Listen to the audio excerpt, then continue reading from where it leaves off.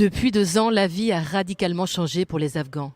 Crise humanitaire, détention arbitraire et restriction des libertés, surtout pour les femmes. Elles sont les premières victimes de la brutalité des talibans. Contraintes à porter la burqa, elles ne peuvent plus sortir de chez elles qu'accompagnées d'un homme de leur famille et se voient refuser l'accès aux études. La fermeture des universités a été dévastatrice, non seulement pour moi, mais aussi pour toutes mes camarades de classe. Nous sommes brisés et c'est la pire chose qu'on pouvait imaginer. Je veux un avenir meilleur, je n'ai pas d'autre choix que de quitter l'Afghanistan. Pour cette entrepreneuse, la prise de pouvoir des talibans et leur promesse d'imposer une interprétation stricte de l'islam a aussi été un coup de massue. Je ne suis pas sortie de ma chambre pendant 10 jours. Je pensais que tout s'arrêtait pour moi et que c'était la même chose pour tous les Afghans.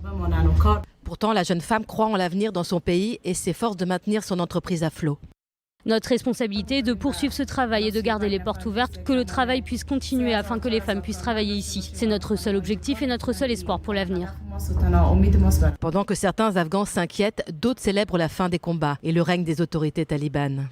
À l'époque de la République, la situation en matière de sécurité était très mauvaise. Nous ne pouvions pas sortir la nuit. Nous ne pouvions pas porter 2 ou 5 000 Afghanis dans nos poches de peur d'être agressés. Depuis que l'émirat islamique est au pouvoir, nous pouvons nous déplacer jour et nuit sans inquiétude. La sécurité est assurée à 100%.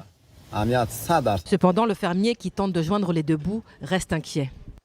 Les gens ont de nombreux problèmes économiques et n'achètent plus beaucoup nos produits. Avant, je vendais 7 kilos de tomates pour 200 Afghanis. Aujourd'hui, je ne les vends plus que 80 Afghanis. L'économie afghane, déjà malmenée par des décennies de guerre, s'est enlisée dans la crise. En cause, le gel par les pays occidentaux de milliards de dollars d'aide internationale. La production économique s'est effondrée et près de 85% du pays vit dans la pauvreté.